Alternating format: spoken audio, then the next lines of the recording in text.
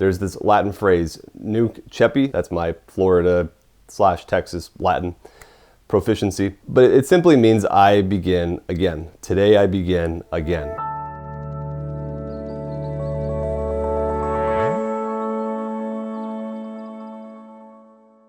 Hi, I'm Bobby Angel with Ascension Presents, and we are in the last week of Advent, and this week is one of those weird weeks that it could be like one day or it could be a full week, and depending on when you're watching this, my message today is one of just encouragement to finish the race, to finish strong, to not just coast to the finish, but ask God, where are you today and how do you want me to thrive? I love climbing documentaries. I love this surge in documentaries of guys who are mountaineering or free soloing or climbing Everest. And part of it is like when we watch the Olympics and we just are amazed at what the human body can do and what men and women can push themselves to do.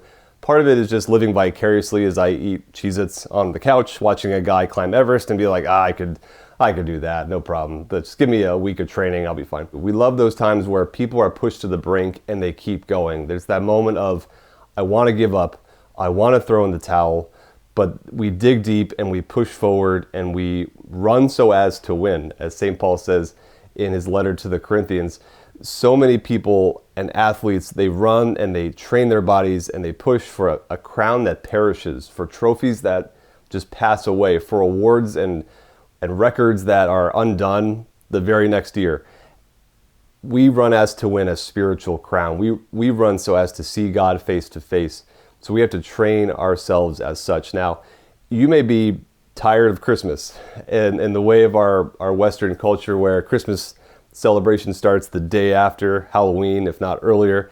By the time we actually get to Christmas, a lot of us are tired, a lot of us are burnt out, and the fact that Christmas season starts 12 days on the Feast of Christmas that goes up to the Epiphany, and so we actually should start celebrating now in this time of Christmas instead of being tired and burnt out of it. Maybe you're frustrated, maybe you had some spiritual goals set that you fell short of. Maybe you're feeling that burden of, I didn't run the race well. I gave up. I had these great goals. I wasn't ever going to go back to this sin again. I wasn't ever going to go back to this habit, and I fell, and I did this thing imperfectly. And I would really like to encourage you all listening, as well as myself here, that every day we begin again. Every day we begin again. We have a chance to start anew. And I know it's nice that we have these nice crisp days of like the start of Advent, the start of Lent, New Year's Day. Like those are helpful benchmarks, especially if we're trying to overcome a habit, if we have a goal in mind we want to achieve. Those benchmarks and those seasonal breaks and holidays are helpful. But every day we can begin again. And so wherever you are at, if you're just kind of over Christmas or over the season you're in, if you're just feeling discouraged, if you're feeling overwhelmed by everything you have going on in life, today begin again. Do not miss the present moment. I was talking with a friend who does triathlons, and he was saying how so much of those races are just staying in the present moment, on not worrying about the next mile you have in front of you, on not, again, beating yourself up over that last mile you did wasn't that great. It's so much of it is staying in the present moment, and our bodies have so much more capacity than we think, where when we want to give up, we still have like a third of our energy reserve still in our muscles. And how much of that is mind over matter and pushing ourselves just to the next step. Just take the next step. Stay in that present moment. Today I begin this step. I begin the next step. And so much so also in that spiritual life where we get hit with temptation, we get hit with despair, we get hit with self-doubt, and we just kind of fall over. Instead of putting up a fight, instead of digging deep, instead of calling on the Lord to be our strength. Lord, I'm hearing this lie right now. Lord, I'm reliving this memory. I give to you this memory. I give to you this moment of temptation. Help me just take the next step. Help me just take the next step. If I am struggling with addiction, that's something that is really day to day, hour by hour. Today I begin again. Today I begin again. Lord, help me stay sober today. Lord, thank you for, at the end of the day, Lord, thank you for keeping me sober today. Help me to stay faithful to you in the next day. So much of the spiritual life, just as in the athletic world, it's one step at a time, it's one rep, it's one mountain, climbing instance. I don't know mountain climbing, forgive me. It's just one step at a time. And so if you're feeling discouraged or burnt out, I encourage you Just look at where you're at, because that's where the Lord is in this present moment, and take it one step at a time. Again, if you're being hit with trials or temptations, you are in good company. Saint Leo the Great, who was a 4th century pope, wrote this: "We should expect temptation and dangers right from the very first days of our life. Indeed, consider the fact that this happened immediately to Jesus, right from the moment he was in the crib. He had only just been born, and already the rage of a tyrant was unleashed against him, forcing him to seek refuge in a land of exile, and his pure and innocent mother was forced to flee with him to a foreign land.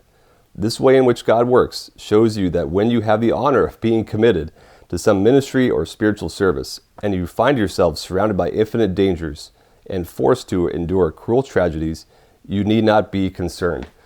Right from the beginning, the Lord himself is facing danger, is facing trials, is getting hit with all sorts of elements that could easily have discouraged his holy family from continuing the mission, and he was crucified. So of course we who are walking in the way of Christ are going to face trials and temptations along the way, and that sometimes means we fall. That's okay. It's getting back up. It's the saint is the sinner who, not that never fell, but always got back up. And so we want to run the race so as to win, as St. Paul says, as he says in his letter to Timothy. We want to be able to pray that final prayer: I have competed well. I have finished the race. I have kept the faith. We all long to say that. I have finished the race. I have kept the faith. And that's, again, day in, day out, starting anew. Nunc Coepi. Today I begin again. And if I can leave you with one other quote from Leo the Great, and this is his Christmas Day message that is in the Liturgy of the Hours of the second reading. So this is for Christmas morning from Saint Leo the Great. He says, "Dearly beloved, today our Savior is born. Let us rejoice. Sadness should have no place on the birthday of life." And towards the end of the letter, he says, "Christian, remember your dignity. And now that you share in God's own nature, do not return by sin to your former base condition. Bear in mind who is your head and of whose body you are a member. Do not forget that you have been rescued from the power of darkness and brought into the light of God's kingdom." So finish the climb, finish the race, begin again every day as often as you need. Please like, comment, and subscribe. We're praying for you in this close of the Advent season and the start of the celebration of Christmas. From all of us at Ascension Presents, God bless.